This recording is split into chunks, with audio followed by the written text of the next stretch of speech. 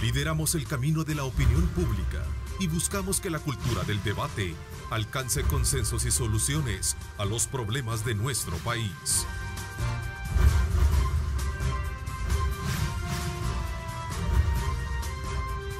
Diálogo con Ernesto López.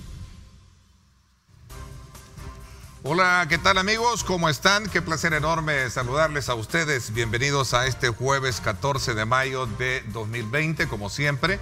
Agradecemos a Dios Todopoderoso por darnos ese privilegio de poder ingresar hasta la intimidad de sus hogares. Gracias por sintonizarnos. Hoy en el programa me acompaña el presidente de la ANEP, el doctor Javier Simán, con quien haremos una evaluación del estado económico y político del país y empresarial en el marco de la emergencia COVID-19. Doctor Simán, bienvenido y felicitaciones a propósito por este nuevo reto dirigencial. Bienvenido. Muchas gracias, Neto, por tenerme en tu programa. Es un gusto estar aquí. No sé si felicitaciones, porque la verdad que entramos en un momento de acuerdos y desacuerdos, momentos difíciles para el país, pero en representación del sector privado nos sentimos muy honrados. Bueno, sin duda alguna será un factor de mucho desafío, como lo planteaba usted recientemente en unas declaraciones. Y a propósito, hablando de ese tema en particular, Javier, comienzo al grano con mi pregunta: ¿cómo recibe usted la noticia que publicó el presidente Nayib Bukele, en la que lo desconoce como presidente de una de las más importantes gremiales de este país, como es en el caso ANEP? Mira, con mucha sorpresa, porque hemos estado en conversaciones con el gobierno. Yo entiendo pues que el presidente tenga muchas presiones y tal vez no le gustó el retiro de los organismos que pertenecíamos al comité de emergencia, pero creemos de que fue una reacción pues totalmente innecesaria. El sector privado pues es la asociación, ANEP es la asociación más grande de todo el país, representa a todos los trabajadores, empresarios, emprendedores, en fin, todos los que no trabajamos para el gobierno, Neto. Es decir, sector privado somos todos. Tú sos sector privado, las universidades son sector privado, el trabajador por cuenta propia, los profesionales independientes, todos somos sector privado. Y estamos para estrecharle la mano al gobierno y sacar adelante este país juntos, ¿verdad? No para generar este tipo de confrontación innecesaria.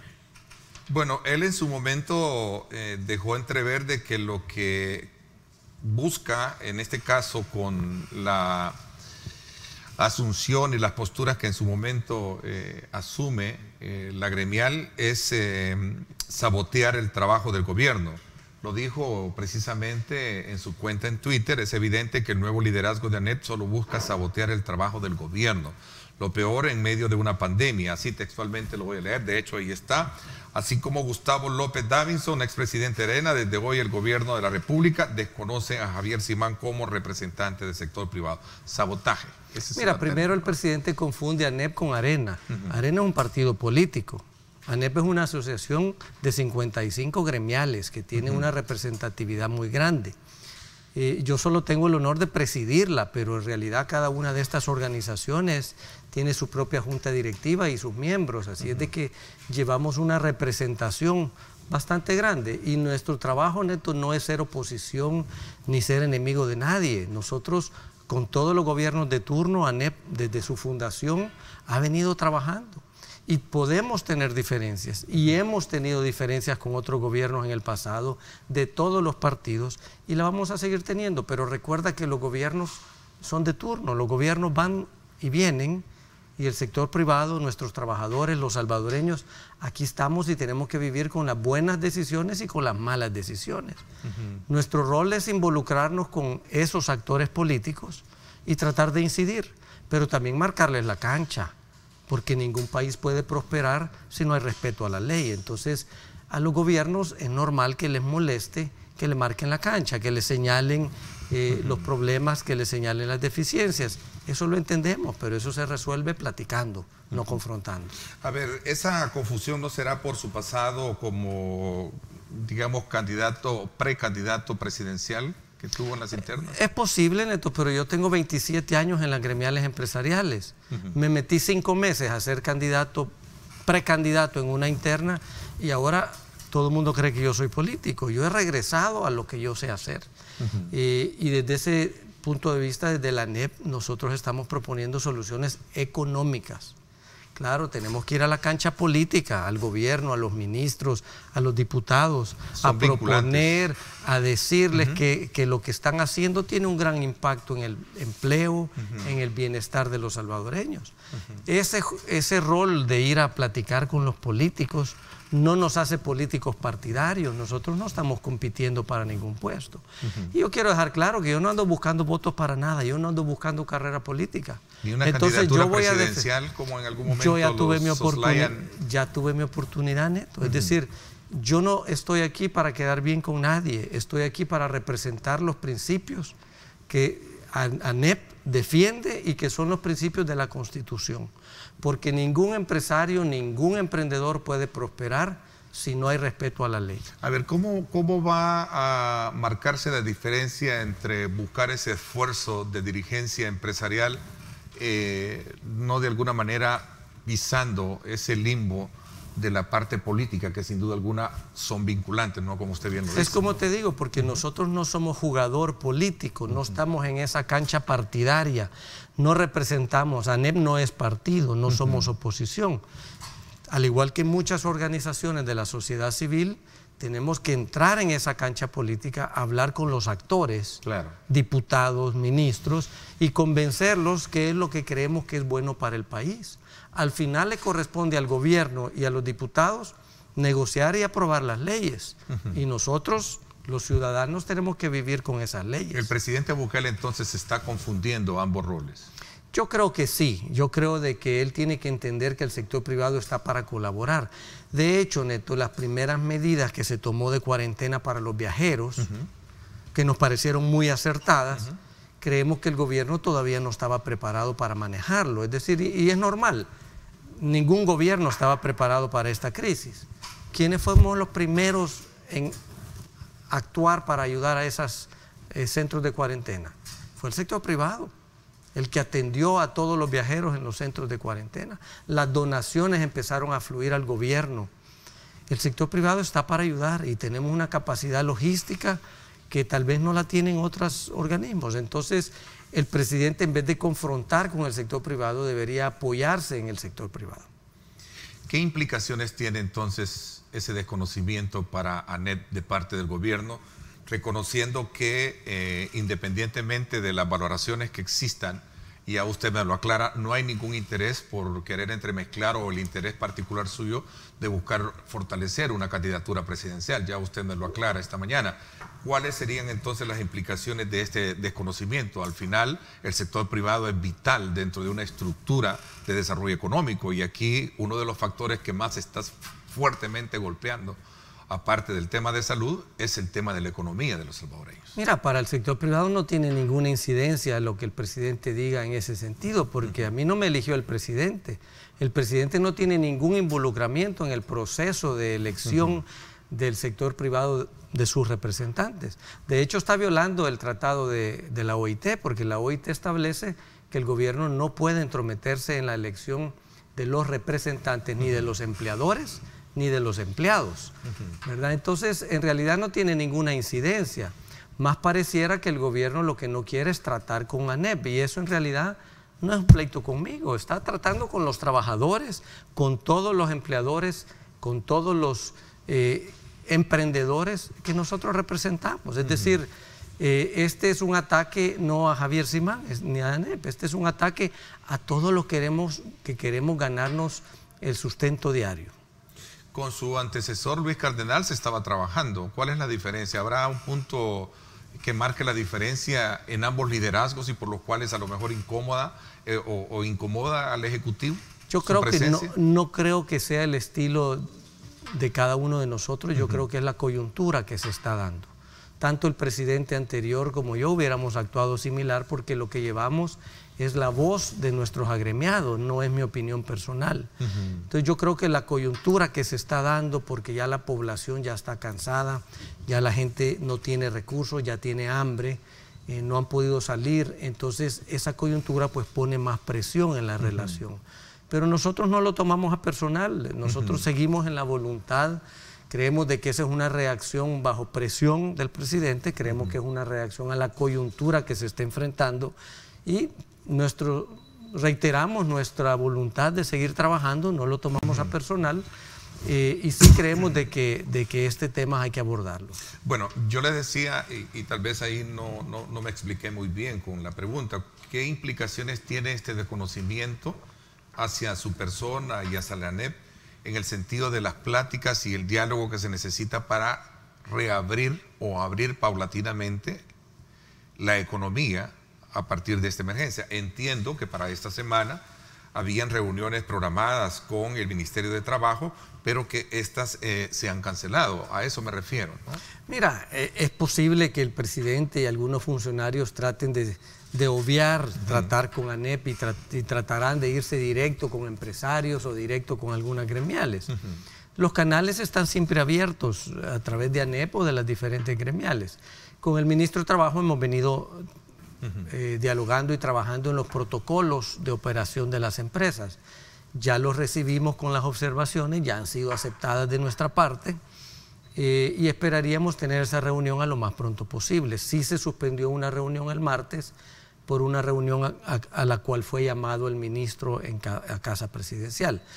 Quisiéramos entender de que no es una reacción a lo que dijo el presidente, sencillamente fue un conflicto de compromisos, ¿verdad? Pero como te reitero, nosotros estamos en la voluntad y vamos a seguir trabajando. Con el gobierno o sin el gobierno, el sector privado va a trabajar, porque nosotros nos debemos a los trabajadores, a los emprendedores y a los empresarios. ¿Y a qué o cómo se puede entender que van a seguir trabajando si existe un estado de emergencia, existe una cuarentena, existen restricciones para trabajar? A eso me refiero. Pero nosotros seguimos haciendo donativos, es decir, el sector privado sigue haciendo entregas, el sector privado sigue abasteciendo los puntos de venta, supermercados y tiendas. Nosotros vamos a seguir trabajando en ese sentido. ¿Pero qué pasa con aquellos que no están trabajando? Que se necesita de entrar en concordancia con el gobierno, tal y como se han establecido ciertos parámetros, incluso ya vamos a hablar también de lo que está sucediendo y está por suceder hoy en la Asamblea Legislativa, que para poder establecer una nueva prórroga de los decretos, 3 figuras jurídicas que están hoy vigentes y que están por vencer, debe de existir con antelación, de acuerdo a lo que dicen los diputados, un programa de apertura de la economía nacional. Y si no se tiene... Mira, el gobierno nos ha lanzado los troles diciendo de que el sector privado no tiene consideración por la salud, que queremos... Han llegado al grado de decir de que babeamos por ver cadáveres en la calle. ¿Cómo se te ocurre eso? Es decir, nosotros creemos de que la salud y los empleos se pueden atender simultáneamente. Por supuesto, la salud es prioritario, pero nadie dice de que no podés atender el tema de empleos, porque los que tienen empleo hasta ahora han recibido un salario, pero la mayoría de salvadoreños son autoempleados, es decir, salen día a día a ganarse el sustento, y si no salen a vender, no tienen que comer. Ahorita hay una propuesta que, por cierto, participamos nosotros, que es la del reparto de víveres. Eso, por supuesto, va a ser un alivio, pero no es la solución para todos.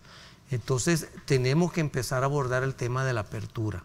Y en nuestras pláticas, el gobierno se comprometió a que después de estos 15 días íbamos a comenzar una apertura gradual, con protocolos, sin poner en riesgo el contagio ni de nuestros trabajadores ni de la población.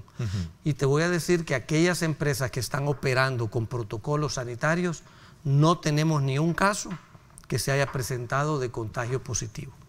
Hemos visto esta semana contagio en supermercados, un par de casos, pero en general el sector privado... Creo que en un banco también creo que en un banco se dio. Y hay procedimientos que se cierra, se hace la limpieza, sanitización, y eso se va a seguir dando, Neto, porque el virus no va a desaparecer. Claro. Tenemos que aprender a vivir con este virus. Y las mascarillas, el distanciamiento, las caretas plásticas, la sanitización de los lugares de trabajo, eso vamos a tener que continuar por meses, posiblemente por año, porque el virus no desaparece. Entonces, aquí todo se trata de que el virus no nos contagie a todos al mismo tiempo. ¿Por qué? Porque el gobierno y el sistema de salud pública no tienen capacidad de atendernos a todos de un solo. Pero que nos va a dar, ¿verdad? Y viene con las lluvias, también viene otro tipo de enfermedades. Acordate que con las lluvias Vienen los zancudos, viene dengue, paludismo, sí, la influenza, chikungunya, Zika. Todos entramos a gripe por los cambios de... Entonces, vaya, tú estás hablando de gripe. Todos nos da gripe y nuestro sistema inmune lo atiende. Sí. Pero hay personas que su sistema inmune no es suficiente para atender la gripe. Se les convierte en neumonía. Hay 40,000 casos de neumonía al año. En este país tenemos. Sí. De esos 16,000 terminan en el hospital. Y de esos 16,000 tenemos aproximadamente 1,000 muertes. Es desafortunado. Pero lo que te quiero hacer ver es de que al final los humanos vivimos con el virus. No vamos a pasar toda nuestra vida encerrados en la casa. Tenemos que empezar a afrontarlo y a tomar las medidas sanitarias para que podamos regresar a la normalidad con protocolos de protección. Su comentario me recuerda mucho la postura que asumen especialistas en el manejo de este tipo de situaciones. El caso del Colegio Médico, que ha advertido hoy en este marco de la culminación de estos 3 periodos vigentes de la cuarentena y el estado de emergencia, ha dicho y advierte que la cuarentena obligatoria ya no es la solución para contener el COVID-19. Lo acaban de decir algunos representantes en las últimas horas del Colegio Médico. Pero quiero regresar de nuevo a este otro elemento que tiene que ver precisamente con ese compromiso. Entendería yo que para este día, hoy, el gobierno va a presentar una ampliación de 15 días más. Pero entendería también de que había un acuerdo de presentar un programa de apertura. Y mi pregunta es, ¿han participado ustedes como sector privado? No hablemos de NET, en el sector privado, ¿ha participado en esa calendarización, en esa cronología de apertura? Mira, nosotros no tenemos conocimiento de que el gobierno o ninguna gremial haya participado con el gobierno en definir esa... ¿Qué rubros van a abrir, Ahora, por ejemplo? nosotros como ANEP sí ya tenemos planes de reapertura y tenemos los protocolos que te digo. Y yo sí quiero regresar a lo del Colegio Médico, porque es bien interesante. Si tú ves los observatorios que ellos publican, ellos claramente han dicho de que este tema de la cuarentena general, obligatoria, ya no tiene sentido. Por supuesto, hay que seguir monitoreando los brotes en diferentes comunidades, ¿verdad? Y el Código de Salud y la Ley de Protección Civil son suficientes herramientas para el gobierno para enfrentar cordones sanitarios como hicieron en Metapán, por ejemplo. ¿Te acordás? En Metapán Claro. hicieron un cordón sanitario que sí fue muy efectivo. Claro. Ahí creo que tenés un caso de contagio nada más. En cambio, lo que pasó en La Libertad, eso no fue un cordón sanitario, eso fue un cordón militar, liderado por el ministro de Defensa. Entonces, ese tipo de cosas reprimen a la población, pero no te ayudan con el virus. Entonces tenemos que aprender a vivir con estas medidas de protocolo sanitario porque el virus ahí va a estar y tenemos que regresar a la normalidad lo más pronto posible.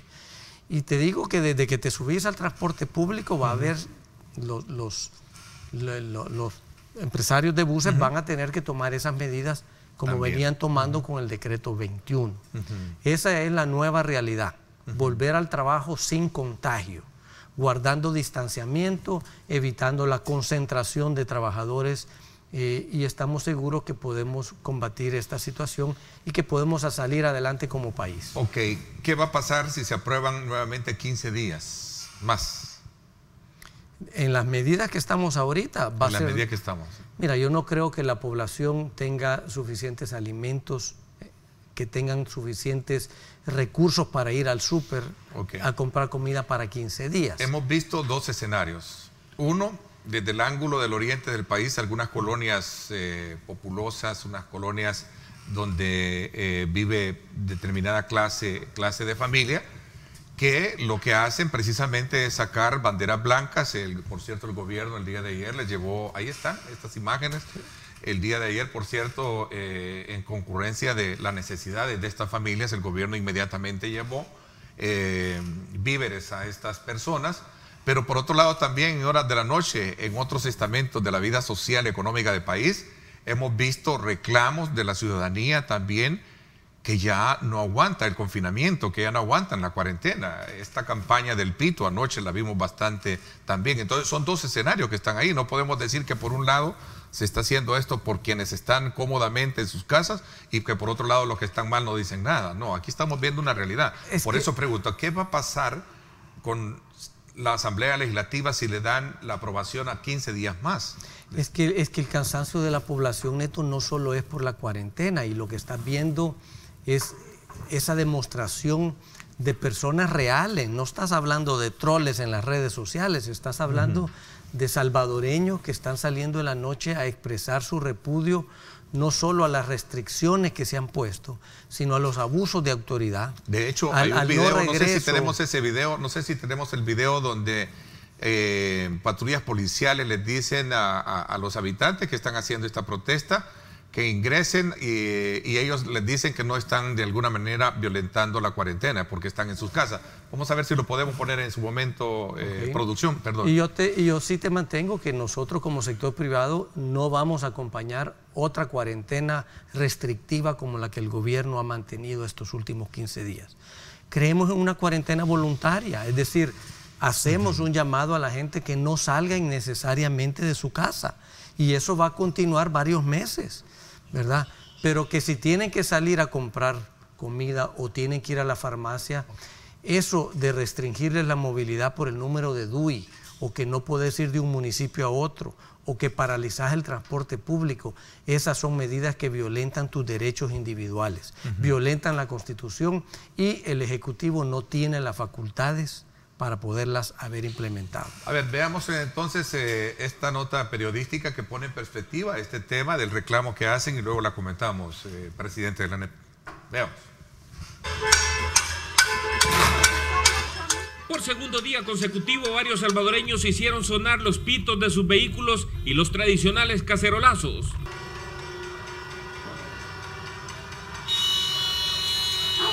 Se trata de una medida para protestar en contra de las acciones del gobierno. En la residencial Santa Elena de Antiguo Cuscatlán hubo mucho ruido. En Ciudad Merliot, varias familias se sumaron a la protesta. Incluso frente a la residencia presidencial, varias personas sonaron sus bocinas. El presidente Nayib Bukele en sus redes sociales escribió al respecto. Pues sí, es la residencia presidencial, pero allí solo hay personal de salud descansando. Mi esposa, mi hija y yo vivimos en la misma casa que tenemos desde que nos casamos. En otras residenciales la policía exigía que se respetara la cuarentena, pero las personas respondían que estaban en casa. Otros optaron por sacar sus vehículos para sumarse a esta protesta. Al final, el presidente Bukele también escribió: recordé que los padres de muchos de los que salen a pitar mataron curas, violaron monjas, financiaban escuadrones de la muerte, saquearon nuestro país. Lo que hacen sus hijos no es nada en comparación. Mauricio Portillo, Telenoticias 21. Bueno, gracias, Mauricio. Ahí está. Mira, yo creo que esas reacciones del presidente son inapropiadas. La población se está expresando pacíficamente. Y yo creo que hay que ponerle atención porque te está diciendo que el pueblo ya está cansado de las medidas y los abusos de autoridad, que ya están cansados de esas medidas arbitrarias y que queremos vivir en armonía, queremos vivir en paz. Es cierto que tenemos una epidemia, pero se ha convertido en 3 amenazas, Neto, porque ahora ya no solo es la amenaza a nuestra salud, ahora es una amenaza a los empleos, y de ahora se está convirtiendo en una amenaza a la institucionalidad, a la democracia y al Estado de Derecho. ¿Por qué? Porque desde el Ejecutivo se están tomando medidas arbitrarias que no cumplen con la ley, que no cumplen con las facultades que tiene el Ejecutivo, exceden esas facultades.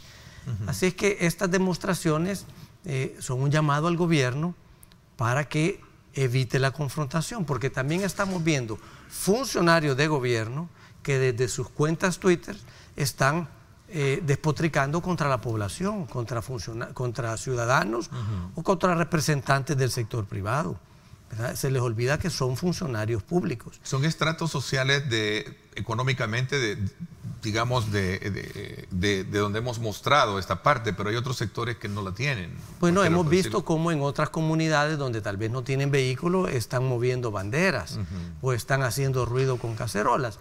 Pero el tema, Neto, que este es un llamado a evitar la confrontación, porque pareciera que desde el gobierno se está fomentando el odio y la violencia a través de las redes sociales con algunos personajes muy identificados que se dedican a insultar y a difamar en las redes sociales, y eso no ayuda al clima de confianza, de paz, de armonía que necesitamos para trabajar juntos y sacar el país adelante, ¿verdad? Entonces, pareciera que quienes son los primeros llamados a promover la armonía social, al contrario, son los primeros que están generando una confrontación, y eso debemos evitarlo. Es un momento muy difícil que vive el país, muy desafiante.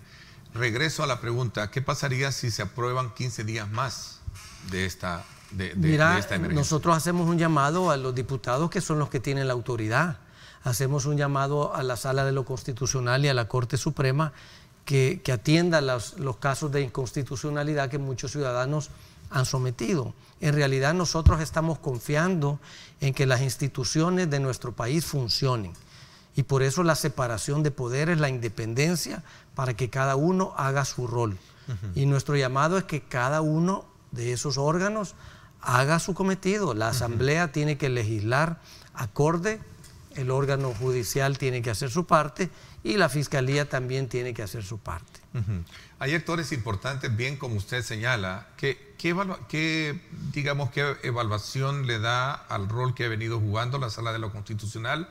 Hay quienes en algún momento ven que no está haciendo el papel que debería de ejercer en este momento, de poder mediar y arreglar las cosas como en su momento se ven. Es normal en todo país democrático, en toda república, que un órgano se trate de adjudicar más facultades de las que la Constitución le da y que entre en conflicto con los otros dos órganos.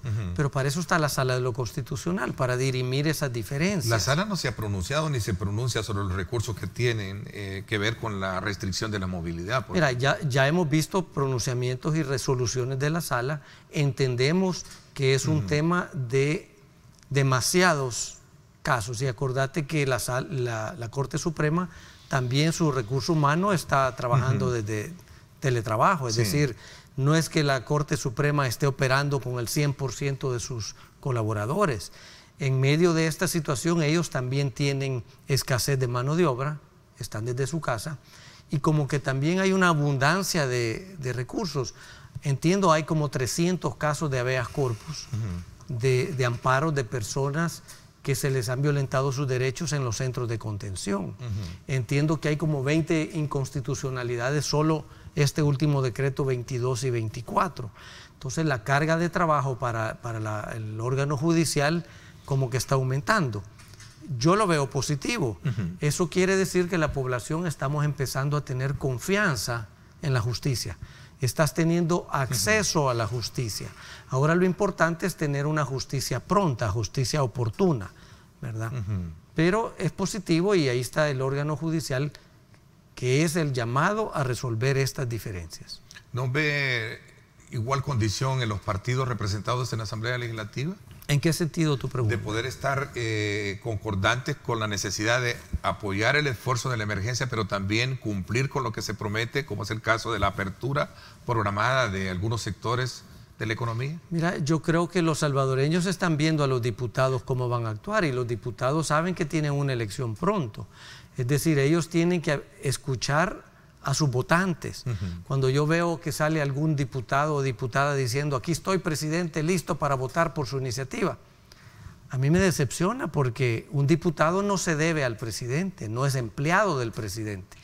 ¿Cómo puede ofrecerle su voto al presidente sin siquiera haber visto la propuesta? ¿Verdad? Entonces vemos diputados moviendo la cola al presidente cuando ni siquiera han leído la iniciativa que el presidente va a mandar. Entonces yo sí le hago un llamado a todos los diputados: ustedes se deben a la población, no al presidente. Ustedes se deben a aprobar aquellas medidas que van a favorecer a la población. Y la población está atenta de lo que los diputados van a hacer, ¿verdad? Voy a hacer una pausa. Cuando regresemos vamos a, desde luego, a seguir bajo la lógica de entender las razones de este distanciamiento que se ha marcado a partir de la postura que ha hecho el Ejecutivo con el sector empresarial. La experiencia, y este es un punto bien importante que me gustaría que lo analizáramos para hablar sobre las razones que en algún momento llevaron, que fue precisamente la renuncia del Comité Fiscalizador de los fondos de los 2.000 millones de dólares que fueron aprobados en la Asamblea Legislativa, y en la cual estaba desde luego la figura de instituciones ONGs, y en este caso sector privado, y también en este caso la academia. ¿Le parece? Perfecto. Pero sin duda alguna la experiencia que han tenido algunos otros países en cuanto al divorcio entre el sector privado y el Ejecutivo predicen que la situación no es muy buena. ¿Cómo lograr de alguna manera entonces superar esa situación? Ese es otro elemento que me gustaría dejarlo planteado para cuando regresemos. ¿Parece? Vamos a la pausa, gracias, 6:59 minutos. Gracias a usted por darnos, como siempre, ese voto de preferencia a nuestra sintonía. Gracias por estar también activos a través de las redes sociales.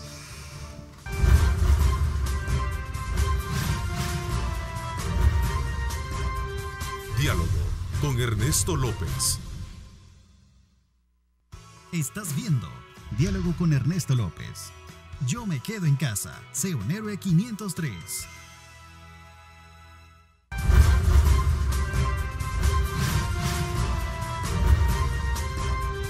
Diálogo con Ernesto López. Bueno, gracias nuevamente por estar con nosotros a esta hora de la mañana. Gracias mil por todas las comentarios que nos están haciendo a través de las redes sociales.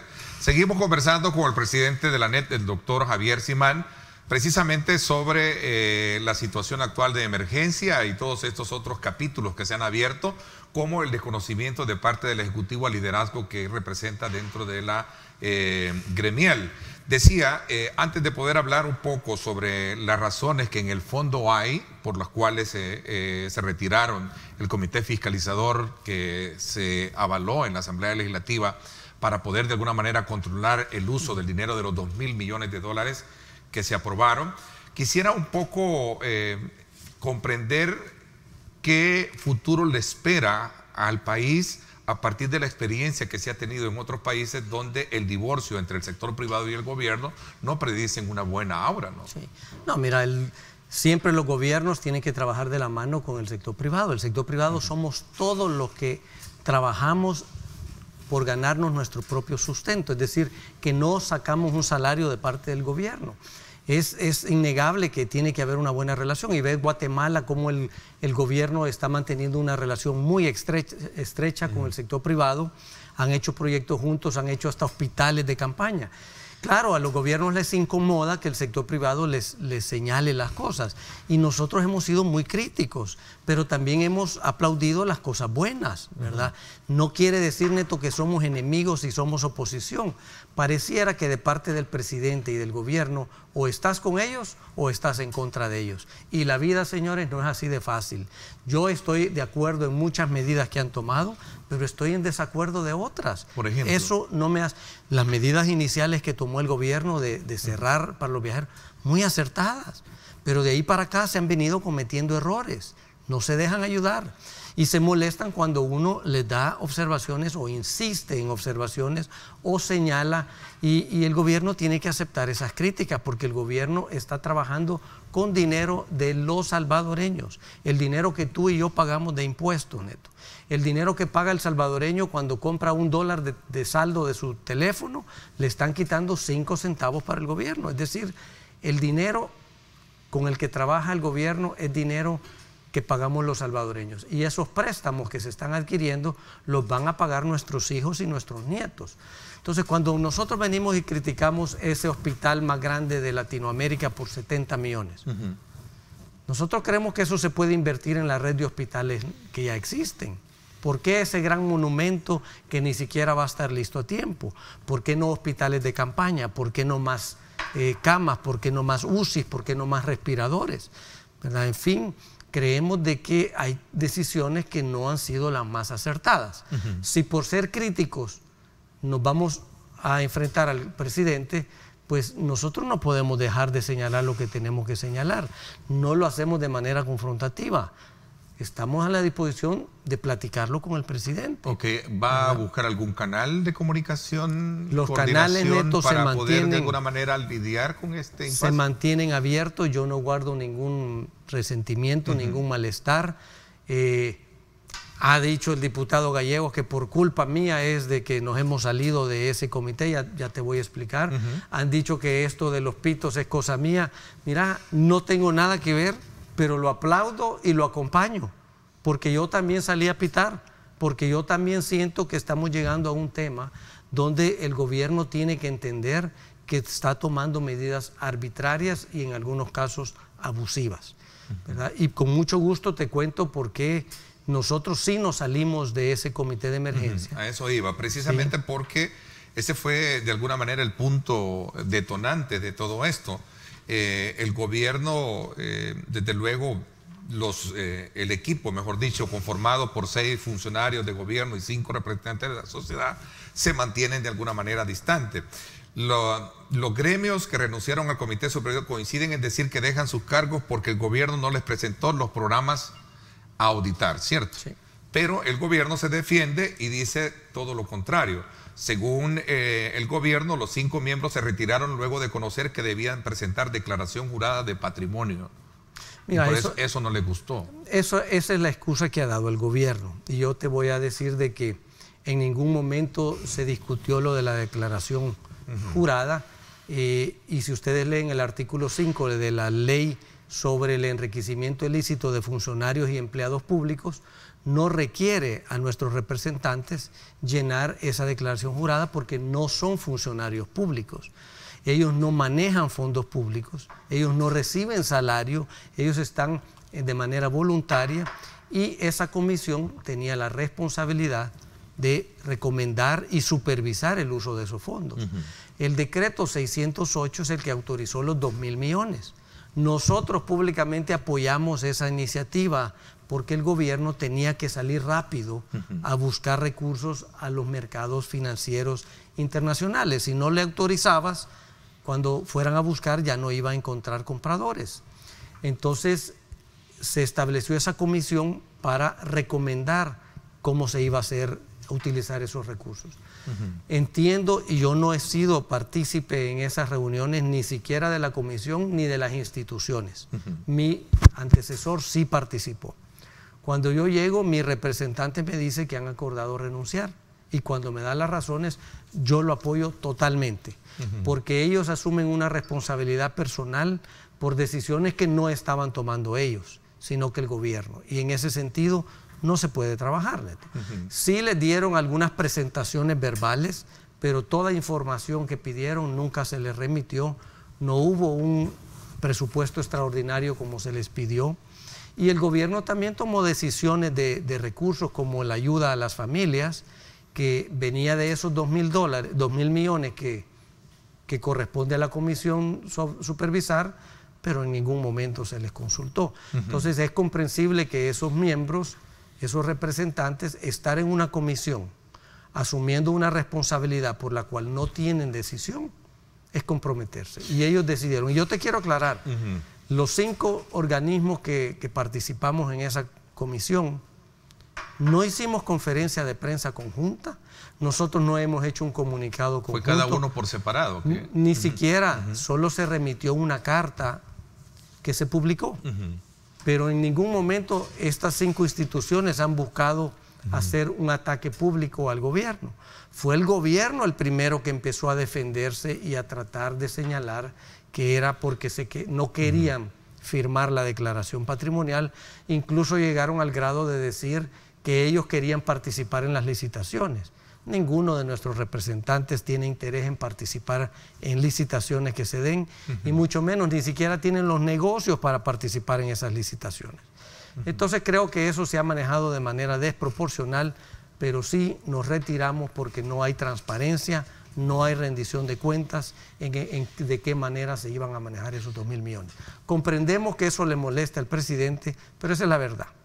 Y yo entiendo que la UCA dio una conferencia de prensa el día de ayer o el día de antier, donde se detalló también su postura, y de alguna manera eso ha de haber tenido un impacto en el humor del presidente. Claro, a ver, Ya, y en honor al tiempo, porque en la segunda parte he invitado a 2 economistas para poder medir un poco los alcances que esto tendrá. ¿Cómo nos va a dejar esta pandemia, este estado de emergencia al país, y cómo podemos salir de esta? Y se lo hago en calidad de empresario, de dirigente. Yo sí hago un llamado al gobierno que escuche a la población. Ellos están diciendo que esa es una protesta de ricos. Escuchen a la población más humilde, los que tienen hambre, los que viven en casas de lámina y de cartón. Ellos no están cómodos en su casa.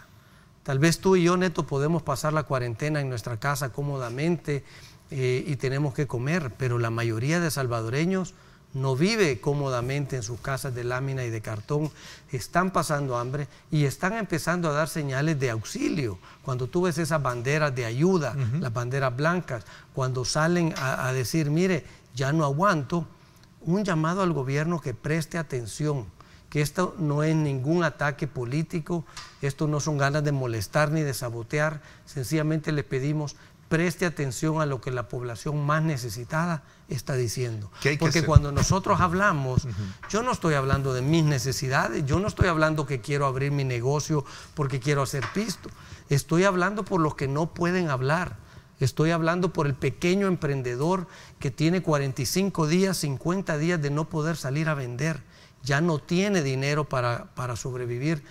En fin, es por ellos los que estamos hablando, Neto, y que no, sencillamente el gobierno no los está escuchando. Ok, se habla de una cifra de alrededor de los 350,000 empleos que se estarían perdiendo. ¿Cómo se van a recuperar esos empleos? Ese es el reto. Tú ves que ya el turismo cayó casi 50%, las remesas llevan 40% abajo. Es decir, las exportaciones ya empezaron a bajar 20%. Y entonces tenés ahí una mosquita que se nos ha metido. Sí. Sí, entonces cuando tú ves todos esos rubros, es obvio que se nos viene una crisis de empleo, ¿verdad? Entonces eso, la única manera que lo vamos a combatir es empezando a trabajar, a lograr un crecimiento económico que nos permita salir adelante lo más pronto posible. Mientras más tiempo tengamos paralizada la economía, va a ser más difícil arrancar nuevamente. Hay rubros en los que algunas empresas están cambiando de nicho de mercado. Hay otros rubros donde tal vez han encontrado nuevas oportunidades, pero hay otros sectores que se van a ver fuertemente afectados. ¿Qué rubros recomendaría o serían los más idóneos que deben de abrir a partir del fin de esta, digamos, se supone que estarían calendarizados? Mira, nosotros no creemos de que el gobierno ha tomado una medida restrictiva. Todo está cerrado, excepto A, B, C y D. Nosotros creemos que es al revés. Todos los rubros que no representan riesgo mayor de contagio deberían estar abiertos con todas las medidas de protocolo sanitario. Por ejemplo, hay industrias que son intensivas en maquinaria, que tú tenés un operador en cada 30 metros cuadrados. Ahí no tenés un riesgo de contagio. Hay otras actividades que sí requieren una concentración más de personas. Esas van a tener que mantener distanciamiento y poca densidad de personas. El gobierno dice que los empresarios anteponen sus intereses económicos frente al tema de la vida de los salvadoreños. Mira, al contrario, la mayoría de empresarios han pagado sus salarios al 30 de abril completos. Hay muchas empresas que ya se les acabó el oxígeno, ya no están logrando pagar los salarios en esta planilla. Otras ya están haciendo uso de las facultades que le da el Código de Trabajo, lo que es la suspensión de contratos. Esto no puede continuar mucho. Y no se trata de eso, se trata de los empleos, porque al final, si tú recibes un salario neto, si tú no tienes ahorros y tú vives, tu familia vive de lo que tú ganas de sueldo y ya no tienes sueldo, ¿cómo vas a seguir dándole de comer a tu familia? Entonces yo le pido al gobierno que se ponga en los zapatos de la población más necesitada, de los trabajadores, por cuenta propia, de los profesionales independientes que no han podido salir. Se autorizó a los contadores que vayan a hacer las declaraciones de impuestos. Claro, el gobierno quiere sus impuestos, pero no hay transporte público. Las empresas están cerradas, ¿cómo van a ir a hacer su trabajo? Entonces sí, un llamado que la cuarentena voluntaria debe de continuar. No salgamos innecesariamente, pero sí deberíamos de poder regresar a las actividades que presentan menor riesgo de contagio con protocolos sanitarios. Javier, le agradezco mucho que me haya acompañado en el programa y me haya dado, llamémosle así, en primicia, su reacción en torno a estos acontecimientos que marcan el estado de la emergencia COVID-19 en el país. Gracias por haberme acompañado. Muchísimas gracias, Neto, que pasen todos muy buenos días. Gracias, me voy a la pausa. Cuando regresemos, un análisis sobre la situación económica del país bajo la opinión de dos conocedores de la materia, Luis Membreño y Carlos Federico Paredes me acompañarán. Así es que nos vamos a la pausa y regresamos con más. Volvemos.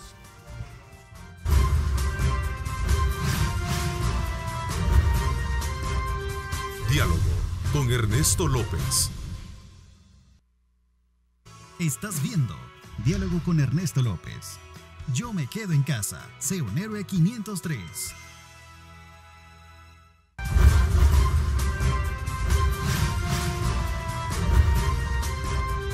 Diálogo con Ernesto López. Bueno, gracias nuevamente por estar con nosotros en esta mañana de jueves 14 de mayo. Gracias, mil gracias por su sintonía. Quiero darle la más cordial bienvenida en esta segunda parte a dos economistas, Luis Membreño. Gracias por acompañarnos, Luis, bienvenido. Gracias, Ernesto, un placer. Gracias también a Carlos Federico Paredes, gracias. Te agradezco y valoro mucho tu presencia acá en el set, Carlos Federico. Muchas gracias, es un placer estar con ustedes. Bueno, el propósito de tenerlos a ustedes acá es para poder medir un poco los alcances o el impacto que esta emergencia del COVID-19 está teniendo en la economía mundial y particularmente en la nuestra.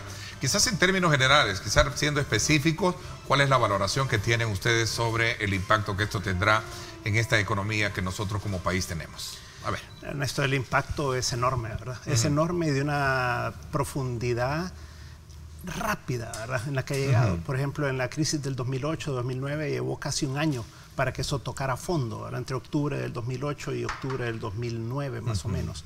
En el caso de esta crisis llevó un mes para que esto llegara al mismo nivel, digamos, de caída del año 2009. Y ahora ya con las cifras de abril que estamos viendo de crecimiento económico, que Fusades maneja una encuesta mensual, estamos viendo que hay sectores que está casi cayendo el 90% de las empresas, ¿verdad? Entonces, sectores como servicios está cayendo el 93% de las empresas en sus ventas. Luego la construcción anda por esos mismos niveles y comercio. Y un poco menos la industria porque está parcialmente abierta, ¿verdad? Porque hay alimentos, hay bebidas, etcétera. Pero la profundidad es enorme. De ahí las exportaciones, ya lo decía Javier hace algún momento, cayendo 20% en el mes de abril, ¿verdad? Ya cayendo casi 13% en lo que va del año acumuladamente. Las importaciones también cayendo estrepitosamente, ¿verdad? Lo cual te lleva a que el sector externo está muy golpeado, digamos, y además las remesas familiares, ¿verdad? Ya el mes de marzo, que es la última cifra que tenemos, cayó 11%. Podríamos estar esperando ahora, según unos estimados en la banca, entre el 40 y el 50% de caída en el mes de abril, ¿verdad? Y luego la recaudación de impuestos todavía no se ve el impacto total porque no se ha declarado el mes de abril, ¿verdad? Eso va a ser ahora en mayo, entonces vamos a ver el impacto. Pero bueno, en general, se espera que se apruebe ahora en la Asamblea Legislativa también lo de la declaración de... Sí, ¿verdad? De los impuestos, de que los fue impuestos vetado por el presidente, ¿verdad? Entonces, en conclusión, es una caída nunca vista en la historia porque es profunda y rapidísima, ¿verdad? Ok, importante aclarar este elemento, ayúdame tú ustedes como especialistas. De la fortaleza de la economía del país depende muchísimo también la solidez fiscal de nuestro país, obviamente, ¿no? Sin duda, o sea, siempre hemos dicho que depende cuánto crece una economía, cuánto se recauda. ¿Cuánto se recauda? Esa es parte de... A ver, Carlos Federico, ¿cuál es tu punto, digamos, inicial para abrir un poquito este tema que tiene que ver con los fondos que se están manejando en medio de esta emergencia? Bueno, ese es un punto que me parece sumamente importante. Tú lo tenías ahí en tu pantalla. Veámoslo. Y yo creo que de alguna manera es importante como clarificar ese aspecto, porque los diputados dicen que no está claro para dónde van los recursos. He escuchado al diputado Parker con mucha atención expresar eso y a otros.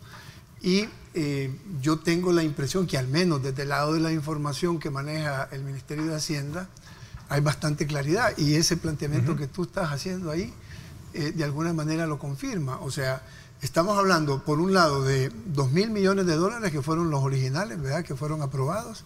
De esos, la Asamblea Legislativa destinó 600 millones para los municipios, y esos 600 millones son para la seguridad alimentaria, un paquete alimentario para 3 meses mínimo de 300 millones, el pago de obligaciones crediticias de las municipalidades por 60 millones para que las municipalidades puedan pagar, el pago de proveedores con prioridad en micro y pequeña empresa también de las municipalidades por 150 millones, programas de apoyo a la salud pública, 30 millones, y proyectos de inversión de infraestructura. Esto suma los 600 millones que irían hacia las municipalidades, con sus destinos específicos. Ahora, respecto al resto, para completar los 2.000 millones, sería, o sea, los otros 1.400 millones, sería... Ok, solo quiero corregir aquí a nuestro productor, es la otra lámina, ¿no? Sí, la anterior. Es la anterior, quedémonos en la anterior lámina, esa ¿verdad? Ok. Sí. Entonces, sí. Ya nos vas a explicar también tú las otras láminas. Sí. Entonces, hay un tema de reintegro al programa de transferencias monetarias directas. Recordemos que se aprobaron los $300, ¿verdad?, mensuales, para ser entregados a 1.1 y pico, 1.2, 1.3 millones de familias. No está claro, eso sí, realmente cómo se ha distribuido, ni a quiénes se ha distribuido, ni a cuántas personas se ha distribuido, ni cuál ha sido realmente la inversión que se ha hecho ahí, pero eran 450 millones destinados para eso. Y luego, para cubrir deficiencias de ingresos del presupuesto 2020 generadas por el COVID y para insumos e infraestructura para combatir la pandemia, 950 millones de dólares. Ahí tenés entonces los otros 1.400 que suman los 2.000. Los destinos están claros. Que haya una decisión colegiada respecto a que esos destinos sean los correctos, ese es otro tema a discutir, ¿verdad? Okay. Porque justamente eso generó la crisis en este comité que renuncia, que había sido nombrado por la Asamblea Legislativa. Y luego hay otros 1.000 millones que fueron los recientemente aprobados, que esos son para un fideicomiso para impulsar la recuperación económica de las empresas afectadas, con 600 millones, 140 para un subsidio para empleados de las MIPYMES, 360 para un programa de otorgamiento de créditos de línea de capital de trabajo con prioridad en las MIPYMES, 100 para programa de financiamiento productivo para empresarios del sector informal, y luego reforzar el presupuesto general del Estado por 400 millones de dólares, que van 100 para la devolución del IVA al sector exportador y el pago de obligaciones de proveedores del sector privado del Estado. Eso te da y te suma los 3.000 millones de los que se ha estado hablando. Entonces, a tu criterio, ¿sí existen cuentas claras e informes? No, eso es otra cosa. ¿Sobre el tema de gastos? No. Es decir, yo creo que ahí hay una discusión infantil, y perdonen que lo diga de esta manera, pero creo que hay una discusión infantil, ¿verdad? Porque ambas partes tienen que ser más tolerantes en ese sentido. Por un lado, el gobierno tiene que cumplir con informes serios a la Asamblea Legislativa, pues, y la Asamblea se siente irrespetada cuando el gobierno le manda una captura de una pantalla con un informe, ¿verdad? Sí, claro. Realmente eso no responde al sentido de la aprobación que se dio en su momento de esos recursos. Pero también es cierto decir, y el ministro de Hacienda lo señala, que no ha habido ninguna aprobación todavía de parte de la Asamblea Legislativa hacia recursos externos, que de hecho no hay ningún centavo que se haya incorporado al presupuesto que provenga de ellos. Porque no están esos fondos. Porque no están esos fondos. Y entonces aquí él manda el día de ayer una ventana con organismos multilaterales como búsqueda de financiamiento hasta por 2.000 millones de dólares. Y lo único que está como negociaciones finalizadas son 389 millones con el Fondo Monetario, que hace más de 15 días entraron al Banco Central, ahí han estado disponibles, ¿verdad? Pero que está pendiente de incorporación presupuestaria. Ya está autorizada la suscripción de contrato por la Asamblea Legislativa y aprobada la ratificación, lo del Fondo Monetario. Y nada más, termino con esto. Y negociación finalizada, 250 millones con el Banco Interamericano de Desarrollo, pero está pendiente de autorización de la Asamblea, pendiente la ratificación y pendiente la... Y luego la negociación finalizada con el Banco Centroamericano de Integración Económica por 50 millones, pero está pendiente la autorización, la ratificación y la incorporación presupuestaria. Y finalmente el Banco Mundial, los 20 millones, negociación finalizada, está autorizada la suscripción de contrato por el proceso legislativo. O sea, solamente los 389 del Fondo Monetario y los 20 del Banco Mundial han sido aprobados por la Asamblea Legislativa, pero tienen que ser ratificados. Ha sido aprobada la suscripción del contrato. Ok, vamos a ver, Luis, cuéntanos tú. Sí, lo que voy a ir por donde terminó Carlos Federico ahorita, y es cuáles son todos los fondos que ha recibido el gobierno, ¿verdad? Y si ponemos el cuadro que tenemos de los recursos que ha obtenido el gobierno y los que está por obtener, el primero son letras del Tesoro. Veamos esa lámina, productor. En letras del Tesoro tenemos que se emitieron 426... ¿Es esta, sí, okay. No, la otra. Es la otra, vamos a ver. La otra. La otra. Sí. Digo, para tener un buen marco de referencia de lo que tú estás hablando. Esta es. Sí, ahí está. Ok. Tenemos que de la reserva de liquidez, o sea, de los ahorros de todos los salvadoreños, se ha tomado 704 millones y eso se le ha prestado al gobierno. Uno fue una emisión de letras del Tesoro de 426 millones de dólares, que eso se dio el 3 de abril. Luego una emisión de certificados tributarios de 278 millones, que eso se dio el 16 de abril.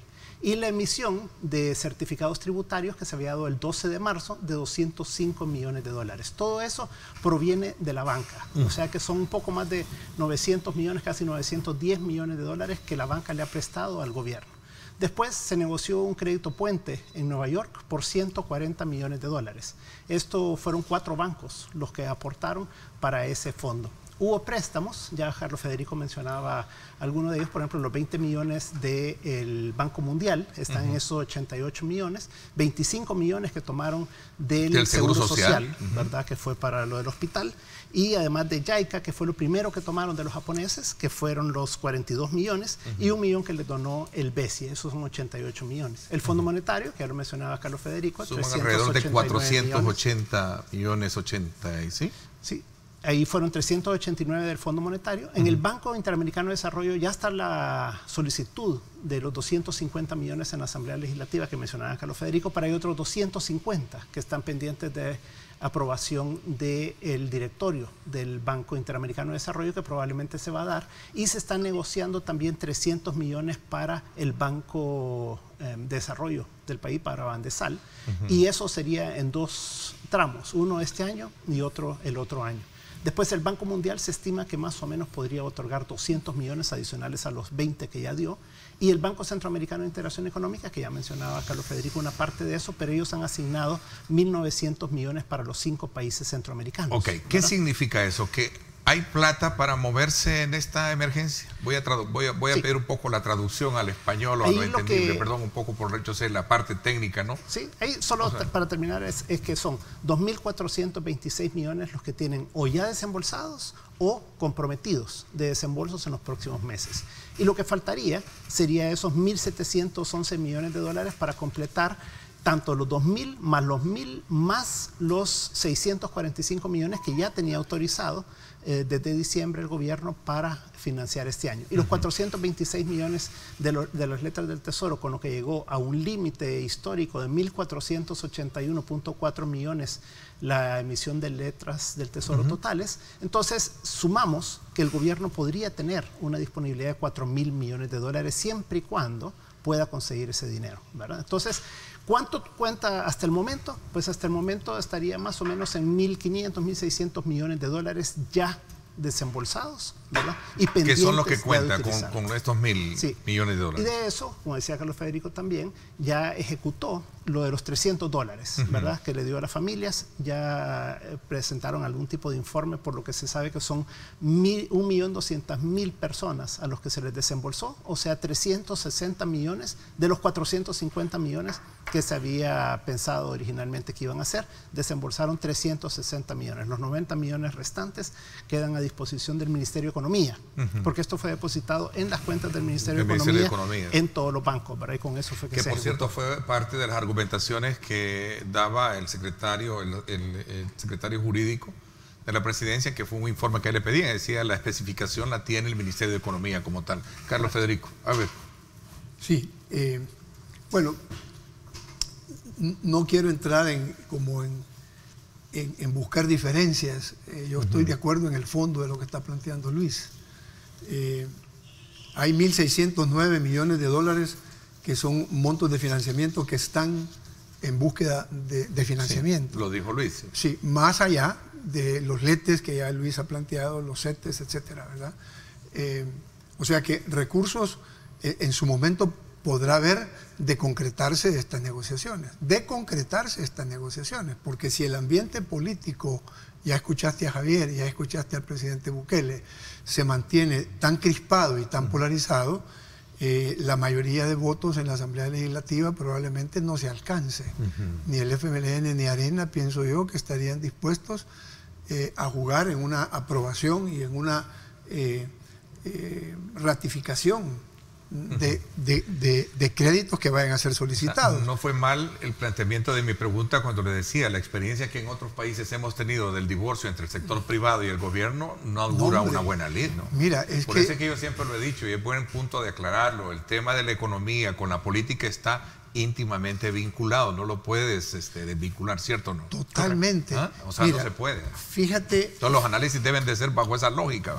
Fíjate los 3 o 4 frentes que tiene el presidente de la República y el país, porque esto no es una cuestión de Nayib Bukele, que yo creo que quitar esos personalismos, ¿verdad? No es ni Javier ni es Nayib Bukele, es el país el que se enfrenta con el tema del COVID, con el tema de las maras, con el tema de la reactivación económica, que es un tema tan delicado y que está sujeto a ser discutido, ¿verdad? Todavía.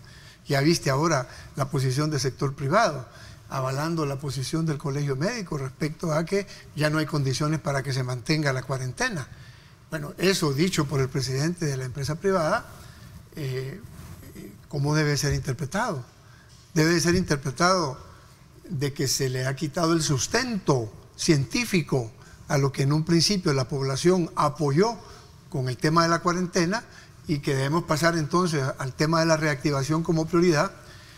Y si no hay un interlocutor, me encantó lo que dijo Javier, porque tú le hiciste la pregunta al hígado, directa a Javier, ¿verdad? Cuando le dijiste, mire, pero y si usted no es reconocido, entonces ¿con quién se va a reunir el presidente de la República y sus comisiones?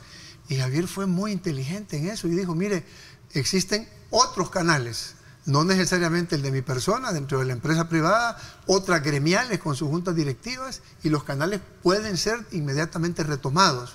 Entonces yo creo que en este sentido hay que bajarle perfil a la confrontación de los dos líderes. Creo que el presidente de la República ha hecho muy mal en desconocer a la Asamblea Legislativa, desconocer a la Corte Suprema de Justicia, desconocer al Procurador de los Derechos Humanos, desconocer al Fiscal General de la República y ahora desconocer al representante de la empresa privada. Y entonces, ¿a quién está reconociendo, pues? ¿Quién es su interlocutor? El pueblo. Bueno, pero el pueblo está en una condición bastante crítica. El pueblo está en una situación en donde hay una enorme posibilidad de que se reviertan los apoyos políticos.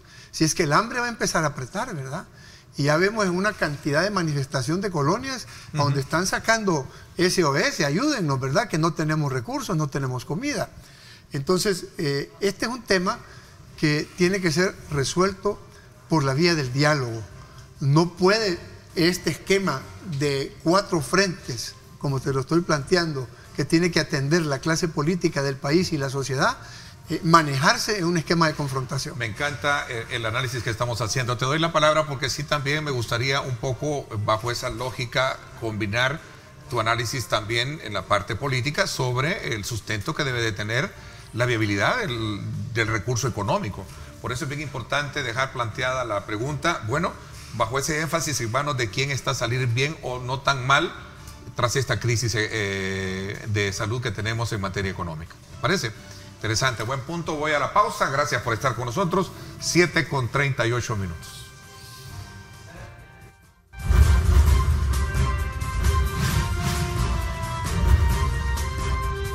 Diálogo con Ernesto López.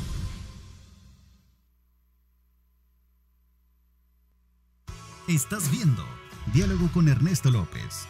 Yo me quedo en casa. Sé un héroe 503.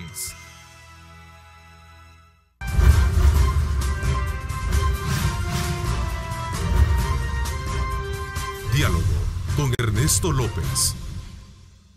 Bueno, gracias nuevamente por estar con nosotros. Bueno, entonces vámonos a la parte económica contigo. Entonces, Luis, veamos un poco el tema de los 3.000 millones de dólares. Son basados en el decreto 608, los 2.000 millones de dólares y luego los 1.000 millones de dólares. Un comparativo de gastos y de uso frente a lo que ya en el presupuesto estaba contemplado.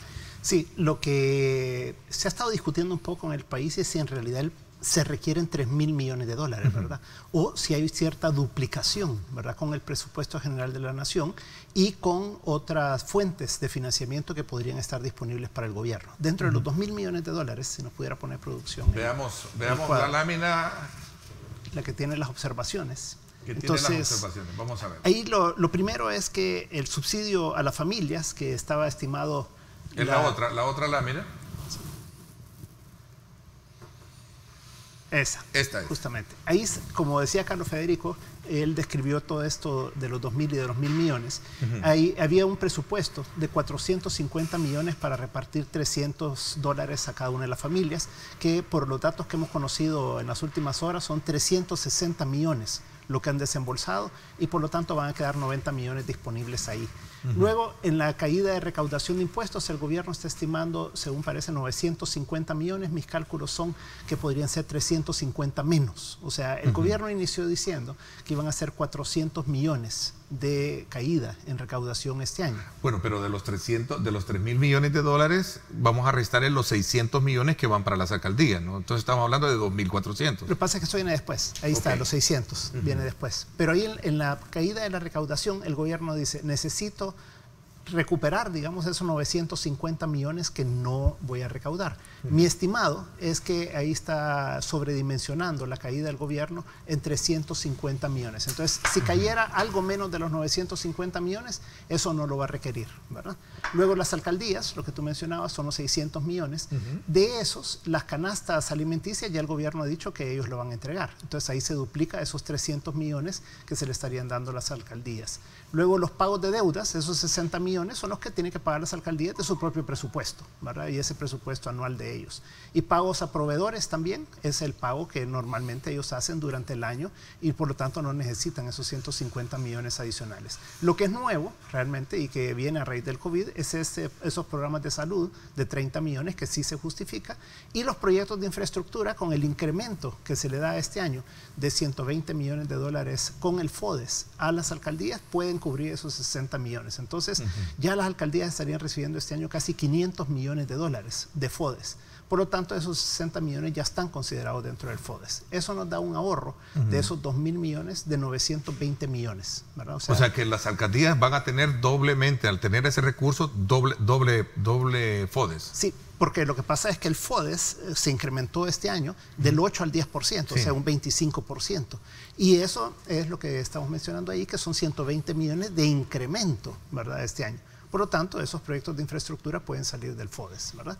Luego, es una gran plata, es mucha plata que van a tener los... Claro, y si tú agregas, ¿no?, estos 600 millones a los 500 que ya les dan, serían 1.100 millones de dólares en el año, lo que le estaría entregando el gobierno central a las alcaldías, lo cual no se justifica, pues, ¿verdad? Y no es que nos esté sobrando la plata, no es que tengamos esto en efectivo ahí esperando para ver a quién se lo regalamos, sino que simplemente esta es deuda que después la vamos a tener que pagar, ¿verdad?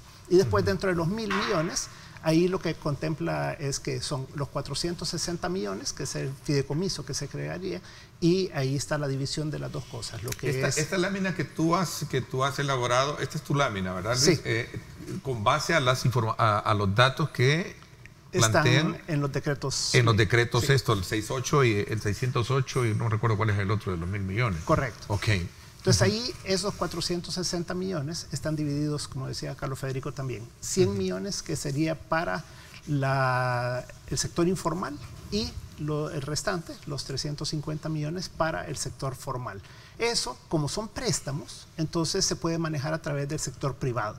Ahí lo único que tendría que pagar el gobierno es el diferencial de tasa de interés, porque esto va a tener una tasa de interés del 3% y por lo tanto no necesita ir a pedir prestado 460 millones de dólares y con eso financiar esto porque son préstamos. Por lo tanto, Bandesal lo que tiene que dar es la garantía a los bancos de que si alguien no paga, entonces Bandesal lo va a cubrir. Pero lo que implica son 15 millones de dólares al año, más o menos, si calculamos que fuera 6% la tasa realmente que se debería cobrar, pero como se va a cobrar 3%, entonces ese diferencial le genera al gobierno una pérdida, digamos, de 15 millones de dólares al año, que por eso pongo 445 en lugar de 460. Y luego el subsidio a las planillas, eso sí, eso es un subsidio, es algo que no va a regresar y que sí requiere financiamiento. Y los pagos a proveedores, ya se le había autorizado al gobierno 645 millones de dólares para financiar su déficit de este año. Ahí ya van incluidos los proveedores, pues es lo normal que paga durante el año, y el IVA exportador también, ¿verdad? Entonces, eso no se requeriría un financiamiento adicional para eso, y con eso se puede ahorrar de los 1.000 millones, 845 millones. O sea esa es la nomenclatura, esa es la estructura económica por el cual hoy se está atendiendo la emergencia desde la perspectiva y aprobación de estos préstamos. Y lo que pasa es que si tú lo ves bien, esto no es la emergencia. Pues, o sea, aquí no estamos hablando de que cuánto para los hospitales, cuánto para las clínicas, porque no está ese dinero, sino más bien proyectado. ¿Verdad? Pero esto es para otras cosas, o sea, esto es para las alcaldías, ¿verdad? Esto es para el fideicomiso, esto es para, o sea, sí tiene que ver alguna parte de esto con la emergencia, otras no, ¿verdad? Lo de las alcaldías no tiene que ver, pues, o sea, ir a pagar las deudas a las alcaldías de sus proveedores no tiene nada que ver con la emergencia, pues, ¿verdad? Entonces, todo eso es lo que, como no nos está sobrando esos 3.000 millones de dólares, además es muy difícil que se puedan conseguir. Aquí hay una forma de ahorrar 1.765 millones, con lo que en realidad el gobierno necesitaría un poco menos de 1.300 millones de dólares de esos 3.000. Entonces, el llamado es a que se puede hacer un análisis de todo esto, pero además el gobierno ya tiene 6.400 millones de dólares aprobados para el año. Y de ahí pueden venir reorientaciones también para cubrir otros tipos de gastos. No es que haya un gran margen dentro de las reorientaciones, porque hay mucho gasto fijo ya establecido, pero siempre hay posibilidades de poder hacer ciertas reducciones de gastos que pudieran ser contemplados de otra manera. Ok, te doy la palabra cuando regresemos, el tiempo se nos está agotando, son las 7:49 minutos, me voy a la pausa última y regresamos contigo. Quiero un poco también ver desde tu ángulo un poco esas facultades interpretativas dentro del área económica. ¿Y cómo vamos a salir de esto? Yo dejaba planteada esa pregunta. ¿Cómo vamos a salir de esto? ¿Vamos a salir no tan golpeados o qué tenemos que hacer? Yo creo que debemos llegar a una conclusión para ver qué medidas urgentes desde el ángulo de ustedes como economistas se tienen que hacer para evitar que el colapso sea mayor, porque lo que se predice hoy en día es que la situación va a ser muy golpeante. Tú lo decías, la caída va a ser mucho más estrepitosa, decías al inicio, Luis, de todo esto. Vamos a la pausa, gracias por estar con nosotros.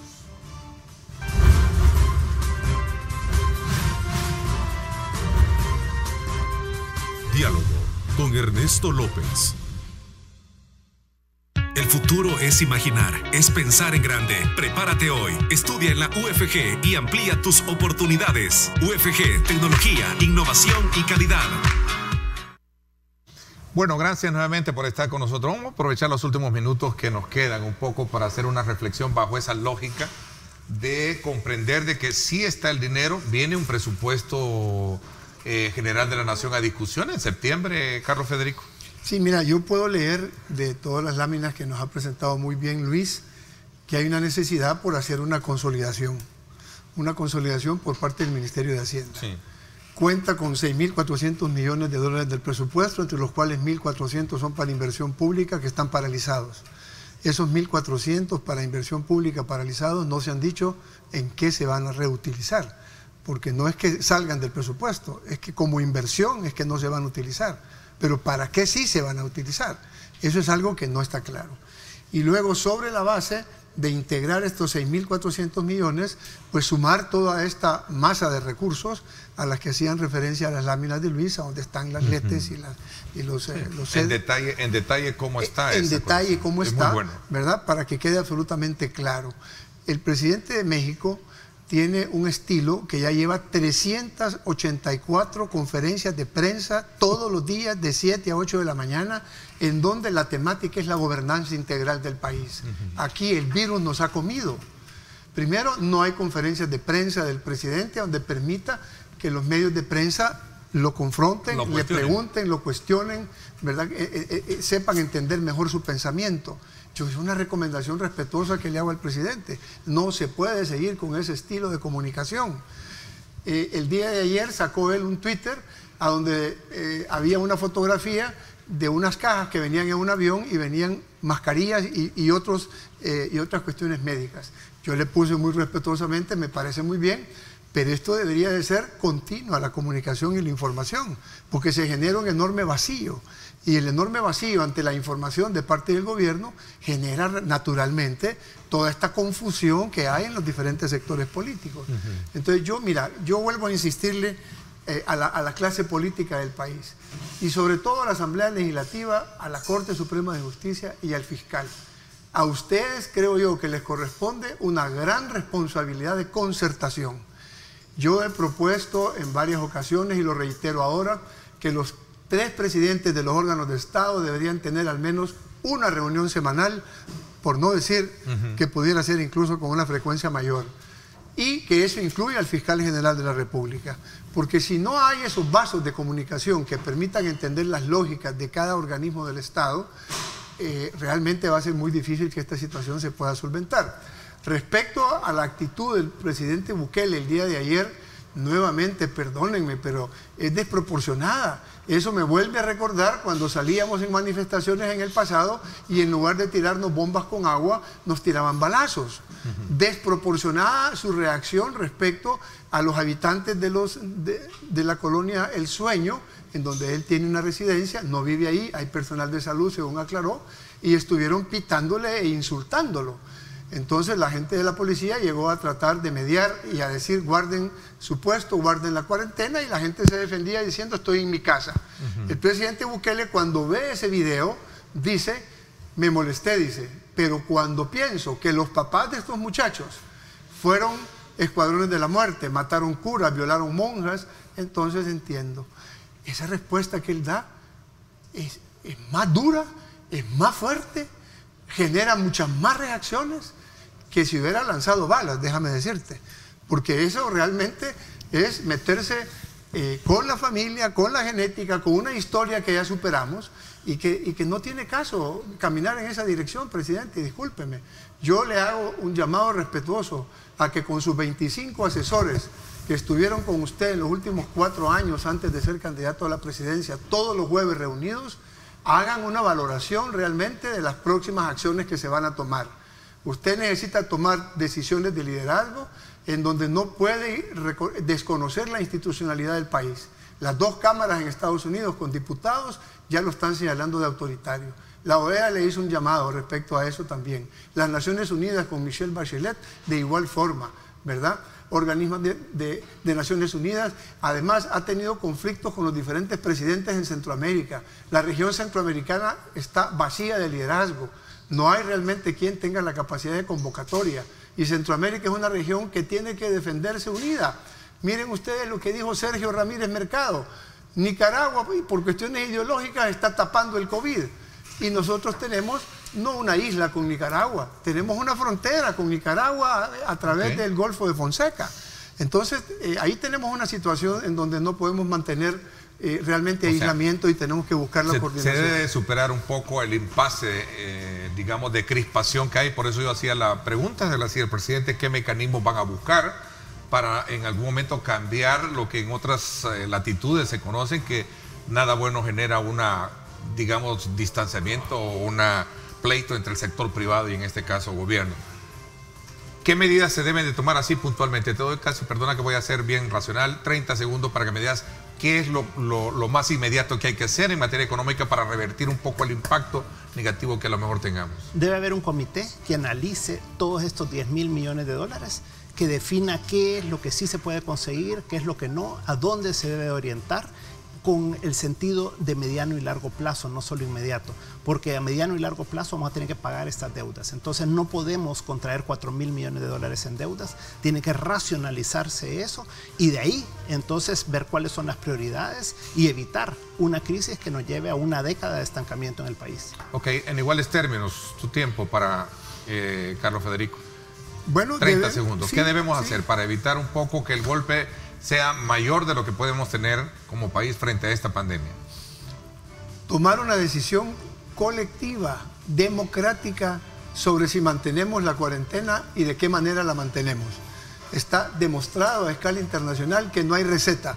Hay países que con cuarentena tienen más muertos que países sin cuarentena y al revés. Te agradezco muchísimo a ambos el que me hayan permitido conocer desde la perspectiva económica un poco ese horizonte en el cual se está moviendo tanto la política como también los números.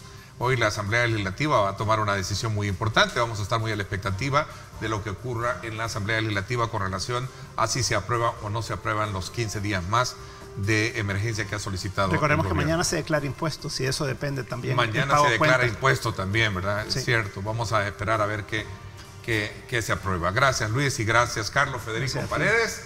Gracias por mi parte. Esto es todo por hoy. Pásenla bien y como siempre recuerden lo más importante, amar a Dios sobre todas las cosas. Lideramos el camino de la opinión pública y buscamos que la cultura del debate alcance consensos y soluciones a los problemas de nuestro país.